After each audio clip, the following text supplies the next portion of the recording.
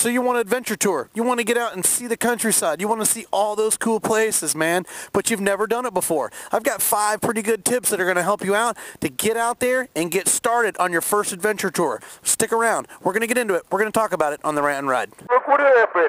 I woke up in a big old pile of money. Hey, all you KTM guys, come on. I'm Team Warren. Don't think I'm coming down on you. I, on the other hand, and you on the other hand, and a lot of people on the other hand, so why don't we have a 450? As a competitor, do a lot of ice. But here's my thinking. Hello and welcome to the Rant and Ride. My name's Joe, 690ADV, 690ADV.com. Adventure touring. Yeah, we're going to get right into it. Adventure touring. This is the stuff that just you look forward to if you've never ever done it and you want to do it, but you're just not sure. You're like, man, how do I get out there and do 10, 14, 18 days? How do you do it? How do you do it? Well, I've got five pretty good tips, 5 pretty good tips to get you started. And we're going to have more of these coming up to get you into what we love. And like I said, our sport's growing. And it's really pretty awesome because we've got a lot of new riders and we got a lot of good, cool subscribers and a lot of seasoned riders that get in here and leave good comments. And I'm expecting you to jump in and give some of your tips to help out these new guys and other people that are coming and watching the video that are kind of, they don't comment. But they like to go and read the comments. So, and I'm like that too. I leave comments if I want to, but a lot of times I just try to get information from these videos. But 5 really good tips to get started on your first adventure trip, like you just first got your bike or something like that, you know. Or if you're just an intermediate, you've been riding for, 6 months or a year, and you're like, you know what, I'm tired of riding around town, man. I've got a couple of buddies. I'm ready to get out. I'm ready to see it. I'm ready to check this countryside. Anyway, this 690 is ridiculous. First tip that I really think you need to dig into is going to be your bike. What bike do you have?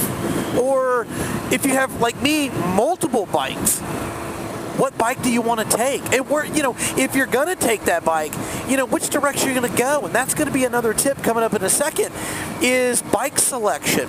And if you've only got one bike, so let's just say that you've got a KLR 650, or you've got a Multistrada, or you've got a F800 GS, or you've got a CRF 250L. Shocker, I've got one. All those bikes are different, or even a 690.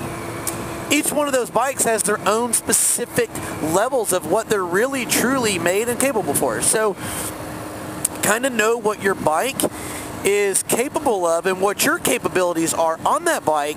And when you decide where you want to go, that should be a big factor in your decision on where you go an adventure tour, ride, camp, or whatever it is that you do.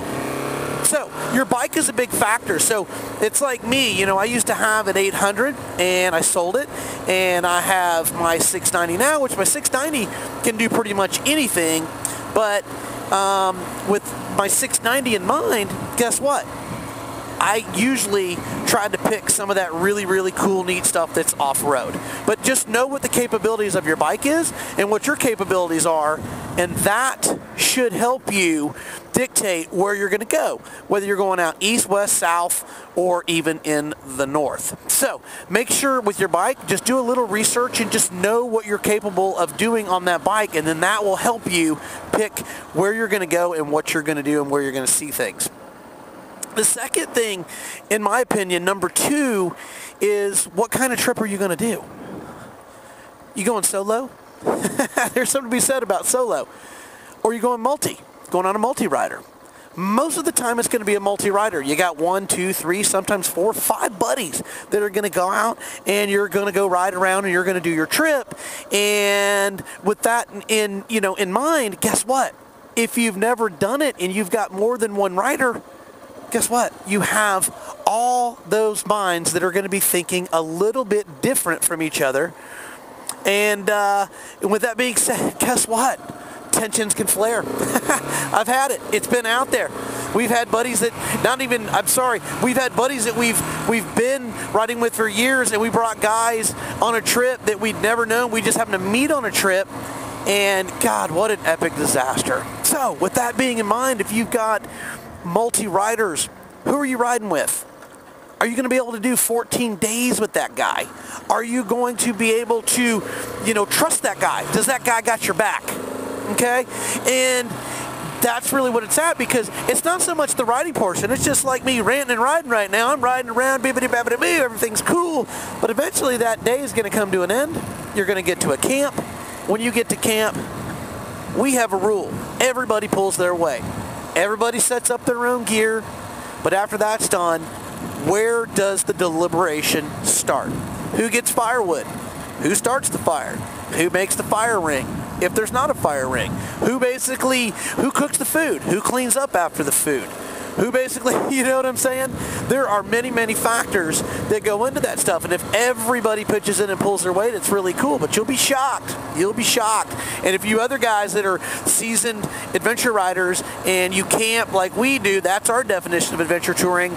Tell me about your disaster, or tell me about how you guys do it down there in the comments, and how you delegate all that stuff, and how everybody pulls their weight. Or is it just every man for himself? Is it every man for himself? In our world, it's not like that. We're really about everybody helping everybody, just like this channel. It's not about one man, it's about all of us. So that's the thing. Solo or multi-rider? That's the other thing. How many people are going to be going? Next thing, mapping. Man, I cannot tell you, mapping is a big deal. And if you can map where your potential is going to be, whether it's out west, that's where we like to go, out east, north, south here in South Texas, I mean, it's good to know. Now, is that going to be set in stone? No. When we map, we basically use a program. It's called REVER. It's online. I'll put the link down in the description.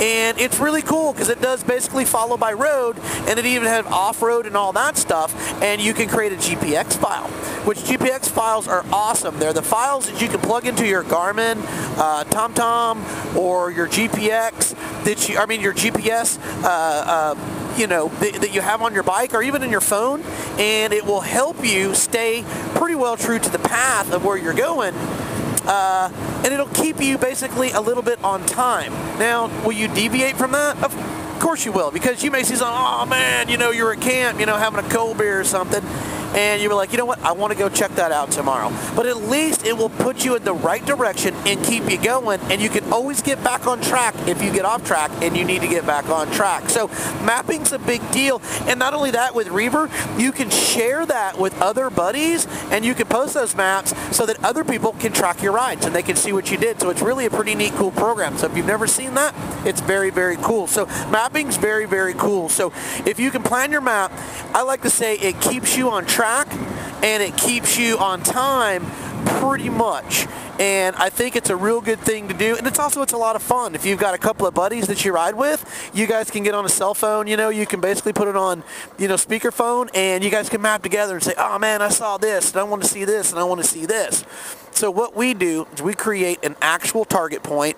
We'll draw it. We'll basically go, you know what, we're going to start in, for instance, Santa Fe. Draw a big circle around that, and we'll find all the cool stuff around there, and then we'll find off-road stuff to go check out. I'm not going to tell you exactly how we do it. We'll do something a little bit different to fill you guys in on how we do that. Next, street, dirt, or both. What's it going to be?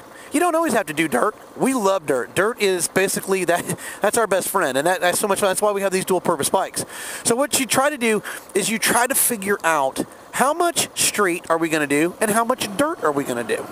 That's kind of a big deal, okay? That's kind of a big deal. So if you can roughly figure out that we're going to do 40% dirt and 60% street, that will help get you prepared to have your motorcycle outfitted for your adventure tour, okay? Is it going to be exact science? No.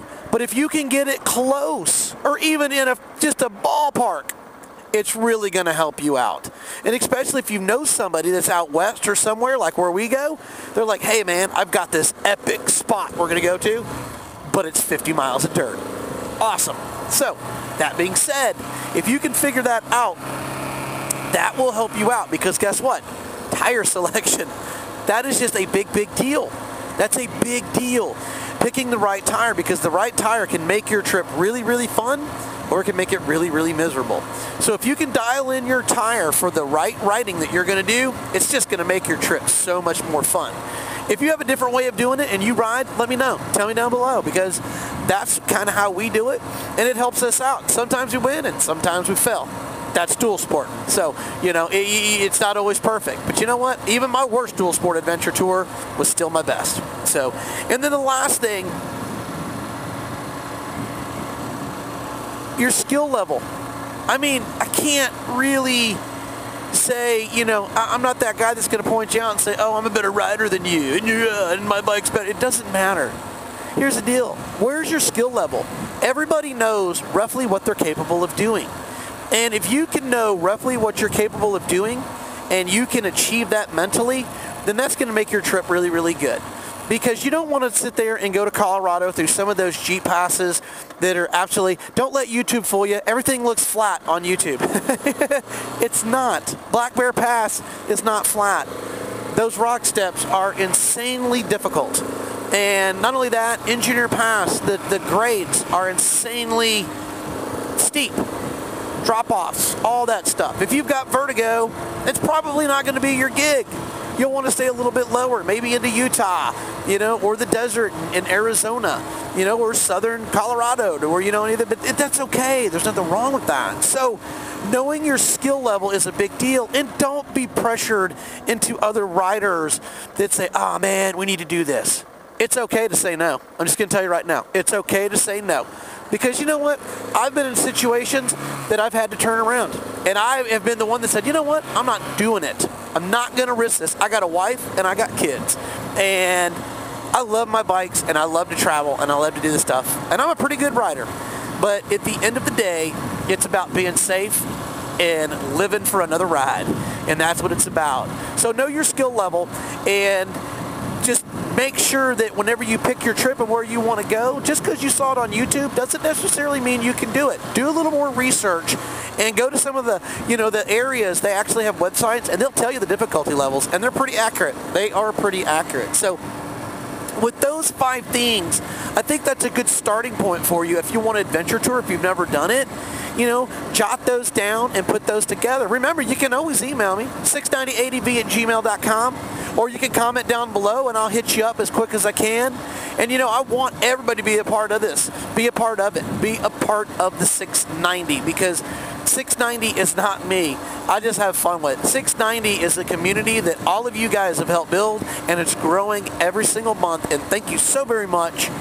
And I hope everybody has a great Friday. It's beautiful here in Dallas-Fort Worth, and it's just nice. It's about 50 degrees and beautiful. But you guys have a fantastic weekend, and if you have any questions or anything, don't forget, email me, comment down below, and don't forget, click that subscribe button, click the bell, and don't forget, give us a thumbs up. Please give us a thumbs up. It really, really helps. Anything, any gear, anything, down in the basic description, you can pick up any gear that I have, and it's always budget friendly. Anything that we do is budget friendly, and it's 690 tested. Trust me, you're gonna like it. You guys have a great weekend. I appreciate you stopping in. You guys enjoy your day. 690 out.